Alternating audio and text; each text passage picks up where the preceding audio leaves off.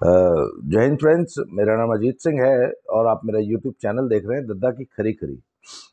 आज मेरी तबीयत कुछ ठीक नहीं है, मुझे भी जुकाम शुरू हो रहा है।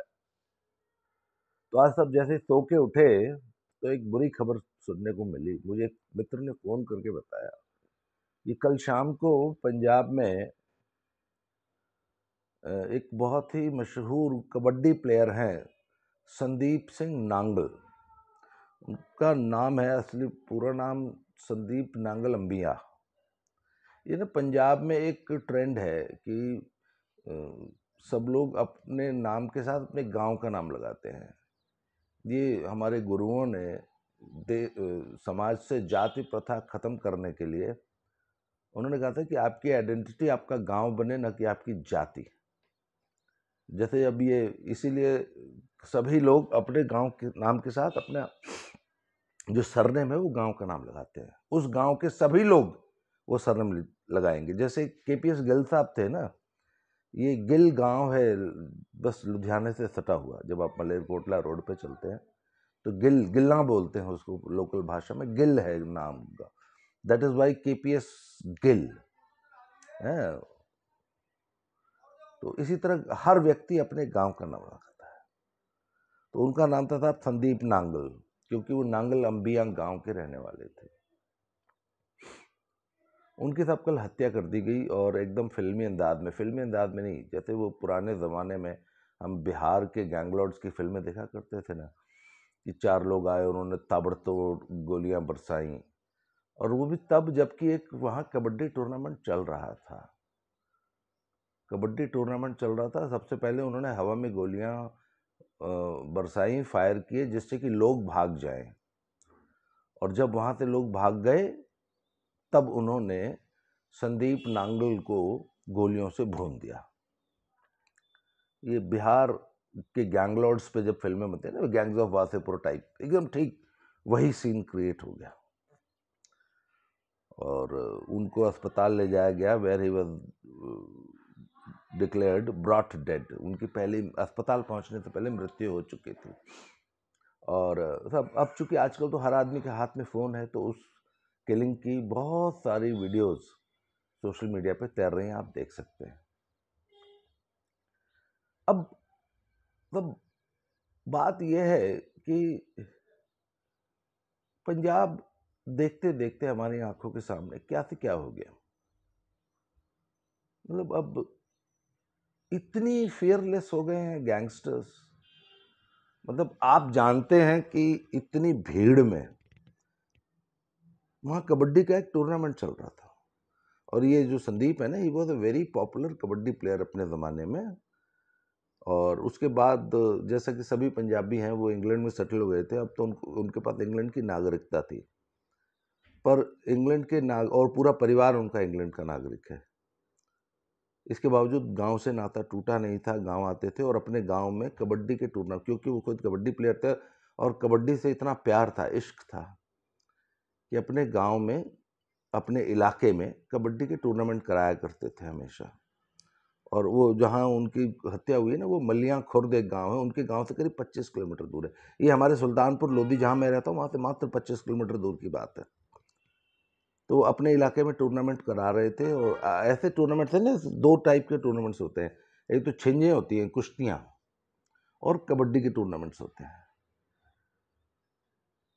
तो ऐसे टूर्नामेंट, और ऐसे टूर्नामेंट में हजारों आदमी जुटते हैं, बेतहाशा बेशुमार भीड़ होती है।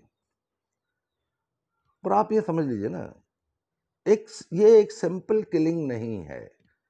कुछ लोग इसको ना एक सामान्य हत्या कह के खारिज करने की कोशिश करेंगे। नहीं सर, रात के अंधेरे में चुपचाप आए, जब कोई देख नहीं रहा है, हजारों लोगों के बीच में, उन हजारों लोगों के पास हजारों फोन थे, सबने वीडियो बनाए।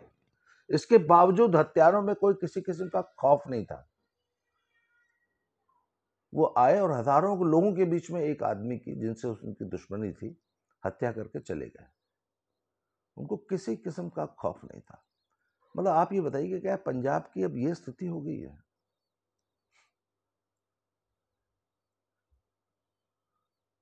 मतलब ये इकबाल रह गया। अब बहुत से लोग ये बहाने बनाएंगे, नहीं साहब अभी तो कोई सरकार नहीं है, अभी तो पिछली गवर्नमेंट केयर टेकर गवर्नमेंट काम कर रही है। मतलब ये केयर टेकर गवर्नमेंट या फुल फ्लेश्ड गवर्नमेंट की बहस में इस मुद्दे को मत उलझाइए। इस बात से कोई फर्क नहीं पड़ता कि आपके यहां कोई केयर टेकर गवर्नमेंट काम कर रही है या कोई फुल फ्लेश्ड गवर्नमेंट है। नहीं, समाज में जो माहौल है वो ऐसे एक रात, एक दिन में, 10 दिन में नहीं बदलता, 15 दिन में नहीं बदलता। पंजाब में ये माहौल हम पिछले कई सालों से देख रहे हैं। जब आप लोगों को ये छूट देते हैं कि वो सड़क चलते किसी को भी दौड़ा के मार लें, किसी के भी घर में घुस जाएं, लोगों के घर में घुस के, जबरदस्ती घुस के, कि अच्छा तूने मोदी की फोटो लगा रखी है, आप उनको साथ गुंडागर्दी करेंगे। यदि कोई आदमी बीजेपी का झंडा लेके चल रहा है, आप उसको सरेआम सड़क पर दौड़ा के मारेंगे। एक आदमी की 5 एकड़ खेती सिर्फ इसलिए पलट देंगे क्योंकि वो बीजेपी का सपोर्टर है या उसने किसान आंदोलन का समर्थन नहीं किया। और जब ऐसा लंबे समय तक चलेगा, आप किसी को भी बेअदबी का आरोप लगा के उसकी हत्या कर देंगे सरेआम, और सरकार छोड़िए, समाज की कहीं से निंदा का एक शब्द भी नहीं बोला जाएगा, तो तब ऐसे में अपराधियों का मन क्यों नहीं बढ़ेगा? पिछले 2-3-4 सालों में बेअदबी को लेके कितनी हत्याएं हुई आपको मालूम है? किस कदर लोगों को सरेआम दौड़ा के मारा गया है, किस कदर लोगों को घरों में घुस घुस के प्रताड़ित किया गया है, बेइज्जत किया गया है, उनको समाज से बहिष्कृत किया गया, और सरकार मूक दर्शक बनी देख रही थी। सब अपराधियों का हौसला एक दिन में नहीं बढ़ता है। ये एक सतत प्रक्रिया होती है, धीरे धीरे बढ़ता जाता है। और जब हम कहते थे ना कि आम आदमी पार्टी को पंजाब की सत्ता सौंपना बहुत बड़े खतरे से हम खेल रहे हैं, तब एक कॉमेडियन को के हाथ में जब आप प्रदेश सौंपेंगे, तो अभी तो आया भी नहीं है प्रदेश हाथ में, तब ये हाल है। पंजाब में गिरावट आनी पिछले 3 साल से 4 साल से शुरू है। पंजाब में there is nothing like free speech. आपकी हिम्मत नहीं है कि आप मुंह से कुछ बोल सकें, आपको 6 इंच छोटा कर दिया जाएगा। लोगों की भीड़ आपके घर में घुस के आपको चुप करा देगी और कोई आपकी मदद करने नहीं आएगा। ये पंजाब पिछले कई सालों से भोग रहा है,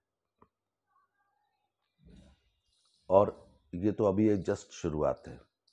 अभी तो एक संदीप सिंह, और देखिए ना, मतलब हिमाकत की हद देख लीजिए ना, कि हजारों लोगों के बीच में कुछ लोग आते हैं और सरेआम, मतलब फिल्मी स्टाइल में, पहले हवा में गोलियां बरसाई जा रही हैं ऑटोमेटिक वेपन से, उसके बाद एक आदमी को गोलियों से भून दिया जाता है।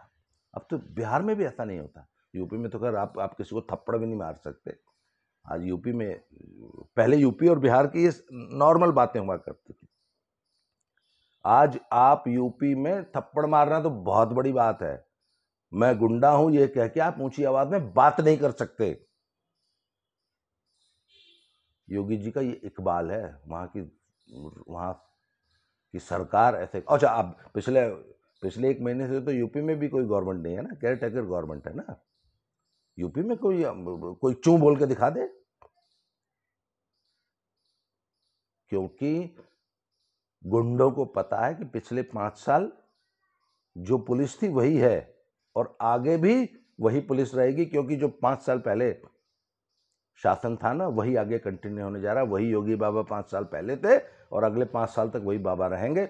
और यूपी में किसी की हिम्मत नहीं है कि कोई चू बोल के दिखा दे। मैंने पीछे बहुत सारी वीडियोस बनाई साहब, कनाडा में पलायन हो रहा है, कनाडा की तरफ सारा यूथ भाग रहा है। लोग कहते हैं यहाँ पर अपॉर्चुनिटीज नहीं है। आप अपने स्टेट को बिहार बनाओगे, आपके स्टेट में ना आम आदमी सुरक्षित है, ना इंडस्ट्री सुरक्षित है, ना उसकी इंडस्ट्री सुरक्षित है।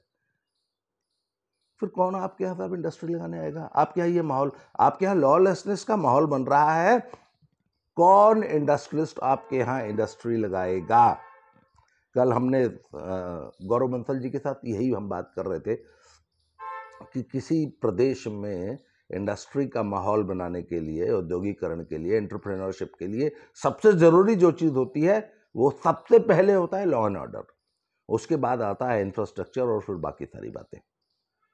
तो लॉ एंड ऑर्डर के मामले में ही पंजाब इस वक्त देश के सबसे फिसड्डी राज्यों में से एक हो गया है। आज आप किसी उद्यमी से बात कर ले, भैया पंजाब, अरे न, कान पकड़े था, पंजाब पहुंच जाएगा। पंजाब की कोई गारंटी नहीं है। पंजाब में कल क्या हो जाएगा इस बात की कोई गारंटी नहीं है। कब वहां खालिस्तानियों का राज आ जाएगा, कब वहां पे आपके गेट के सामने 10-20 लोग